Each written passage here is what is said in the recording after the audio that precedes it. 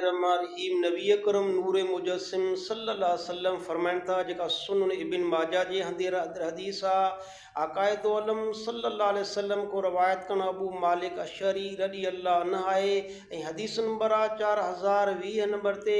आकायद आलम फरमाए त मुंहिंजी उम्मत में ज़रूरु मुंहिंजा उम्मती शराब पीअंदा ऐं शराब जो नालो चेंज कंदा मटाईंदा ॿियो नालो रखंदा ऐं हबीबन करीमन फरमाए उहे शराब पी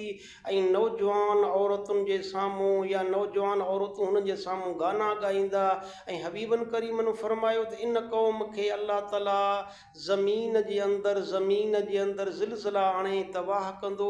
ऐं इन क़ौम खे अल्लाह रब्बुल आलमीन खनाज़ीर बनाईंदो बांदर बनाईंदो यानी अल्लाह रब्बुल आलमीन जिन नाराज़ थींदो आहे त ज़मीन जे अंदरि ज़िलज़िला अची ईंदा आहिनि ऐं इहे क़ौमुनि खे ज़मीन जे अंदरि सटियो वेंदो आहे त अल्लाह रब्बुल आलमीन तव्हां ऐं असांखे शराब पीअण को रब्बुल आलमीन महफ़ूज़ बनाए ऐं हबीबन करीमन फरमात शराब पीअण वारे ते शराब विकिरो कंदड़ ते शराब न पूड़ींदड़ ते अल्लाह ऐं अल्लाह जे रसूल जी लानत आहे क़यामत ताईं लानत आहे जेको शराब जी हालत में मरी वञे उहो मोमिन न हूंदो आहे बल्कि जहन्नम में दाख़िल थींदो आहे।